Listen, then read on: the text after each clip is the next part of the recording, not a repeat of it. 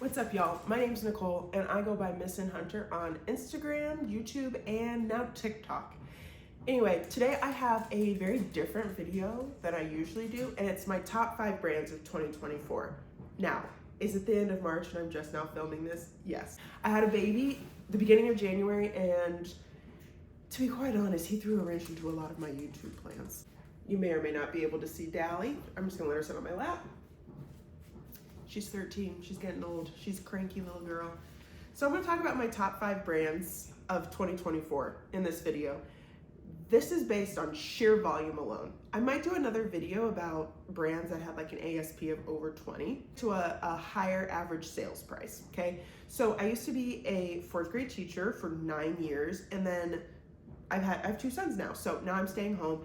And anyway, I'm trying to be better and more intentional about my reselling. It's still gonna be very part-time, but I wanna make the most of it, if that makes sense. So anyway, I'm rambling, let's get into this video.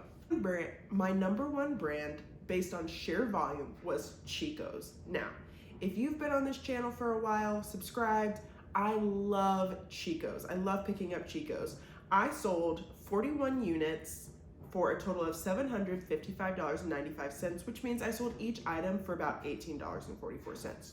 Not bad, it's pretty close to that $20 where I wanna be, a little lower, which means this year when I pick up Chicos, I definitely wanna be a little more intentional about the pieces I pick up.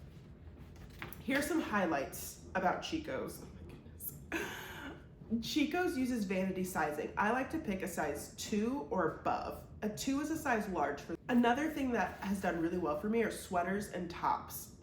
Pants tend to sit, even like their Chico Synergy, which is their athleisure brand, their sweatpants and things tend to sit for me. One thing I will say about shirts and tops, okay?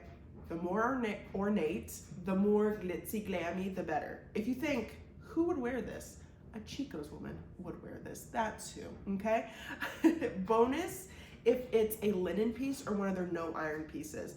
Those are the no iron pieces are about the only pieces that I'll pick up that are like plain, like a solid color. I sold, of the 41, 33 on Poshmark. So the ladies out there that want Chicos, they're finding it on Poshmark. Now, the lowlights, or the things you want to avoid when it comes to Chicos, plain pieces, like their basic tees, no, just leave them be. I have some like basic tank tops and some basic tees that I picked up early on that I need to just donate because they're just sitting. I've sent out offers for like literally $8 and they're still not selling. If I can find it for under $5, that's usually when I'm picking it up. My second top selling brand, this was really my best selling brand of all of 2024, and that was Lululemon. Now, little caveat here, little disclaimer, a lot of the pieces were from my personal closet. So I have 2 boys. I had, oh my goodness, Otis is gonna be 2 in a week. And then like I just said, I had a baby at the beginning of January. So a lot of these pieces were from my personal closet. Like, I'm not a size 4 anymore, and I'm not going to be for a while, so I went ahead and sold a lot of pieces. So that's probably also why Lululemon did really well for me. I don't always find it out in the wild. Lululemon, I sold $1,401.64 worth of Lululemon items, 38 items, and so the average sale price was around $37 if we round up. Highlights, go-tos for Lululemon, bottoms and leggings. There are 2 bottoms that I'm thinking of that sold really well, and I'll put them, I don't know, wherever, on the screen somewhere. I had a pair from Hawaii from my honeymoon that I got. Oh, it broke my heart to sell them. It broke my heart. But anyway, those sold really well.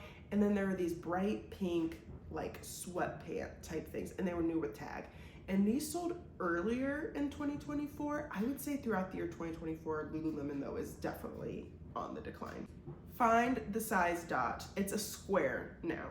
But if it has like the code around it or on it, that means it's a newer piece. It's 2017 or newer. I usually don't pick up pieces that don't have the style around it unless it's like really inexpensive. So garage sale season is coming up. If I can get like a sports bra, for example, for like 50 cents a dollar, then I'm probably gonna pick it up, right? Especially if I know it's a popular style. The other thing about Lululemon, I need to stop picking up tank tops and shirts that don't have the rip tag or any indication of size. So some of their like looser tank tops, I have probably like 5 or 6 of them, and I don't know what size they are. And I could measure them and all of that, but then I'm always worried about a return of this, a case of this or that. So I've been avoiding those. Their hoodies do really well, especially the scuba hoodie. Okay. 21 out of the 38 sold on Poshmark. So Poshmark really, I put my most effort into Poshmark. I would be curious if eBay would step it up a notch. I just started eBay in October. My low lights that I put, or kind of the parts about it, it's definitely getting oversaturated and it's kind of on the decline. A lot of resellers are saying it's on the decline, and I would agree. Next up, Athleta.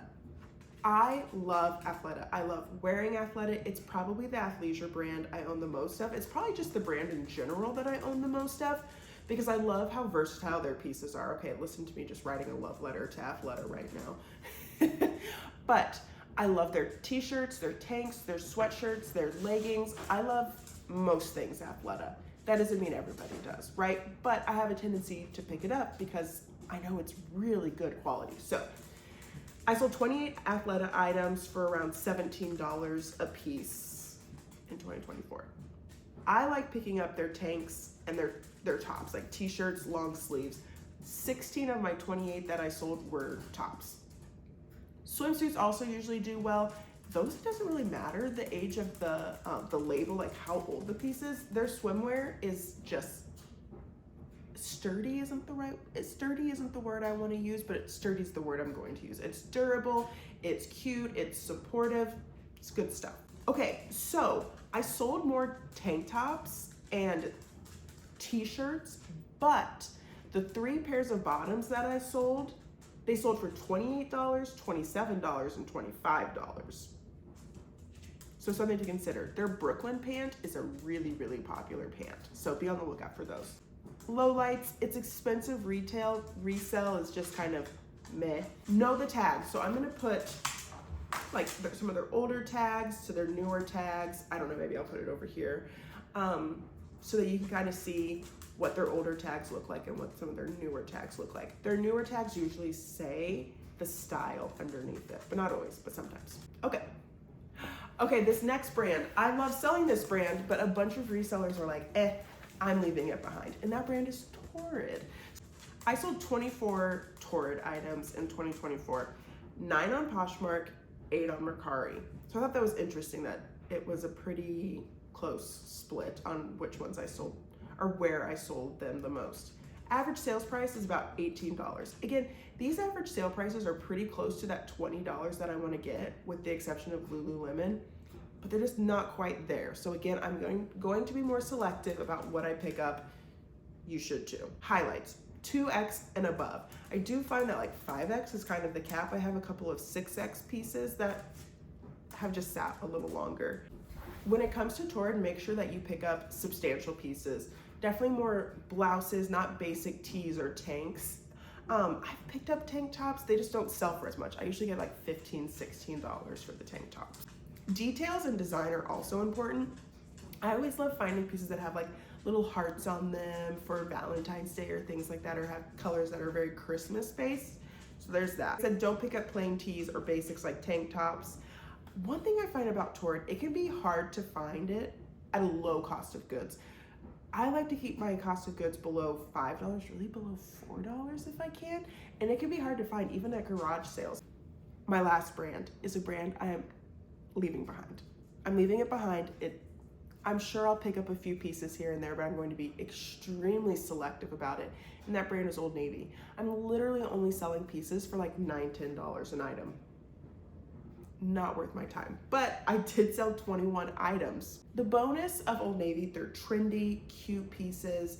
If I can find it new with tag, or like, I actually sold an Old Navy piece yesterday, and it was a sporty athletic dress, and it was new with tags. It was a size extra large, sold for 17 bucks, which is way higher than that $9 to $10, right?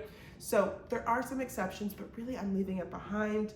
The most I made on an item was $20, and it was a Sherpa jacket.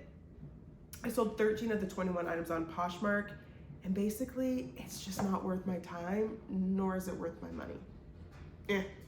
What's a brand that you sell that a lot of other resellers are like, I don't pick it up anymore, it's not for me? Let me know, because I feel like a lot of the brands in my top 5 are those kind of brands. So let me know. Again, average sales price is meh. I want it to be better with the exception of Lululemon, but I think I'm just gonna make sure I'm sourcing smarter, right? And I hope some of these things help you source smarter as well. All right, make sure to like and subscribe. Like I said, my name is Nicole and I go by Miss and Hunter on all my platforms. Bye.